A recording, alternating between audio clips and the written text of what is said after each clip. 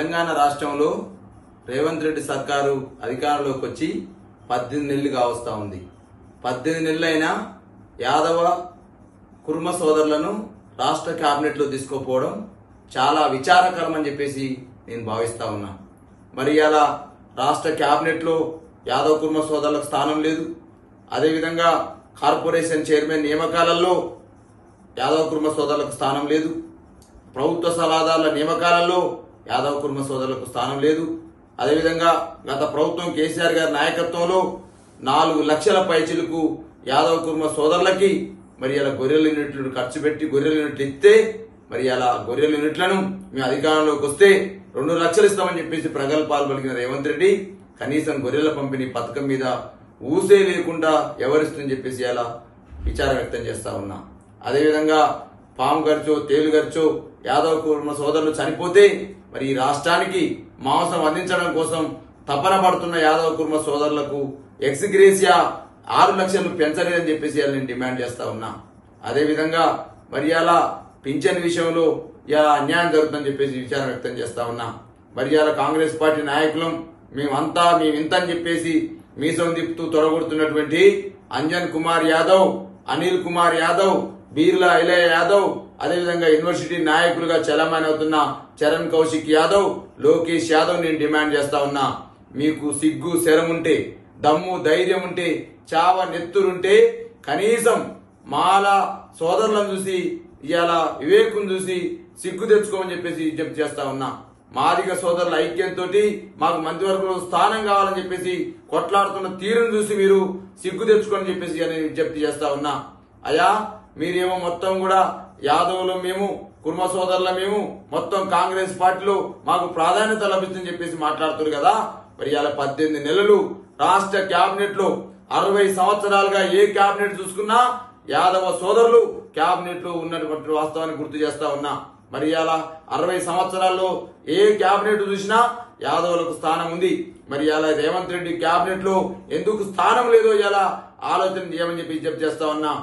మీకు చావ నెత్తురుంటే, దమ్ము ధైర్యం ఉంటే, సిగ్గు చెరం ఉంటే మీరు యాదవ కుర్మ సోదరుల కులంలో పుట్టినట్టయితే మీరు గల్లా బట్టి అడగండి, నిలదీసి అడగండి. మా కులం ముందు మా జాతి ముందు మేము తలదించుకుంటామని చెప్పేసి అలా రాష్ట్ర క్యాబినెట్ లేకపోవడం వల్ల కాంగ్రెస్ పార్టీలో కొనసాగలేమని చెప్పేసి సిగ్గు ఉంటే రాజీనామా అని చెప్పేసి డిమాండ్ చేస్తా ఉన్నా. మరి అలా నేను ఆవేదనతో మాట్లాడుతా ఉన్నా. గతంలో మాజీ కార్పొరేషన్ చైర్మన్ గా సుమారు 12,000 కోట్ల బడ్జెట్ పెట్టి 6-7 కోట్ల రూపాయలు యాదవ కుర్మ సోదరులకు గొర్రెల పంపిణీ పథకం ద్వారా ఇచ్చిన సందర్భాన్ని గుర్తు చేస్తా ఉన్నా. అయ్యా రేవంత్ రెడ్డి యాదవుల కుర్మ సోదరుల మీద పగబట్టినామని చెప్పి నేను అడుగుతా ఉన్నా. నేను గతంలో కూడా యాదవ కుర్మ సోదరుల గురించి యాదవ కుర్మ సోదరుల నాయకుల గురించి అవహేళనగా మాట్లాడిన రేవంత్ రెడ్డి నీకేమైనా మా కులం మీద కోపం ఉందా అని చెప్పి నేను డిమాండ్ చేస్తా ఉన్నా. దేశవ్యాప్తంగా అత్యధిక జనాభా ఉన్నటువంటి కులం, రాష్ట్రంలో బీసీ జనాభాలో అత్యధిక వాటా ఉన్న కులం మరి అలా ఎందుకు రాష్ట్ర క్యాబినెట్ లో తీసుకుంటారని చెప్పేసి రేవంత్ రెడ్డిని మేము డిమాండ్ చేస్తా ఉన్నా. కాంగ్రెస్ పార్టీని సమాధానం చెప్పాల్సిన అవసరం ఉంది. దేశవ్యాప్తంగా కాంగ్రెస్ పార్టీ మరి ఇలా యాదవుల ఓట్లు వేసుకుంటానికి ఉపయోగపడుతుంది తప్ప మరి దేశవ్యాప్తంగా ఉన్న యాదవ కుర్మ సోదరుల కులాన్ని ఇలా రాష్ట్ర క్యాబినెట్ ఎందుకు తీసుకుంటారని చెప్పేసి జాతీయ నాయకత్వాన్ని కూడా నేను డిమాండ్ చేస్తా ఉన్నా. మీరు ఇట్నే చూస్తే ఈ విధంగానే ఎవరిస్తే భవిష్యత్తులో నీ గాంధీ భవన్ ని కూడా ముట్టడిస్తని చెప్పేసి ఇలా తెలియజేస్తా ఉన్నా. మీ కాంగ్రెస్ ప్రభుత్వాన్ని ఫుట్బాల్ ఆడుకుంటని చెప్పి తెలియజేస్తా ఉన్నా గల్లీలలో. అదేవిధంగా ఈ రాష్ట్రంలో కాంగ్రెస్ జెండాలు కాంగ్రెస్ దిమ్మలు యాదవుల యొక్క కోపానికి యాదవ కుర్మ సోదరుల యొక్క కోపాగ్నికి ఆవుతేదని చెప్పి నేను డిమాండ్ చేస్తా ఉన్నా. ఇవాళ ప్రధానంగా యాదవ కుర్మ సోదరులను ఇవాళ క్యాబినెట్ లో తీసుకోకుండా అన్ని రకాల పదవులలో ఇవాళ అన్యాయం చేస్తూ రేవంత్ రెడ్డి ఇవాళ రాక్షస ఆనందాన్ని పొందుతా ఉన్నాడు.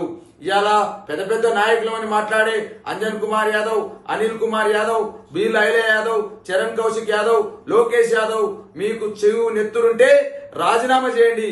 లేకపోతే మాల సోదరులను మాదిగ సోదరులను చూసి మా క్యాబినెట్ లో ఉండాలని చెప్పేసి వాళ్ళు కొట్లాడుతున్నారు. వాళ్ళని చూసైనా మీరు సిగ్గు తెచ్చుకోని చెప్పేసి నేను ఇలా డిమాండ్ చేస్తా ఉన్నా. భవిష్యత్తులో రాష్ట్ర క్యాబినెట్ లో స్థానం లేకపోతే అదేవిధంగా ప్రభుత్వ సలహాదారుల నియామకాల్లో ఏ విధంగా అన్యాయం చేసిరో ఆ విధంగానే మళ్ళీ అన్యాయం చేస్తే, అదేవిధంగా కార్పొరేషన్ చైర్మన్ ఏ విధంగా అన్యాయం చేసిరో మళ్ళీ ఆ విధంగానే అన్యాయం చేస్తే రాష్ట్ర అదేవిధంగా గొర్రెల పంపిణీ పథకాన్ని 2 లక్షల యూనిట్లు ఇస్తామన్నారు. అట్నే ఇవ్వకుండా చూస్తే రాష్ట్ర వ్యాప్తంగా మాజీ కార్పొరేషన్ చైర్మన్ గా దూదిమెట్ల బాలరాజ్ యాదవ్ గా గల్లీ గల్లిన గ్రామ గ్రామాన పల్లె పల్లెన నీ కాంగ్రెస్ పార్టీ అంతు చూస్తుంది కూడా. మీ కాంగ్రెస్ పార్టీ గ్రామ పురవీధులలో ఫుట్బాల్ ఆడతాని చెప్పేసి కూడా ఇవాళ రేవంత్ రెడ్డి సర్కార్ని హెచ్చరిస్తా ఉన్నా మీ డాక్టర్ దూదిమెట్ల బాలరాజ్ యాదవ్ మాజీ కార్పొరేషన్ చైర్మన్. అసలైన తొలి వెలుగు. ఫాలో వాట్సాప్ @తొలి వెలుగు official.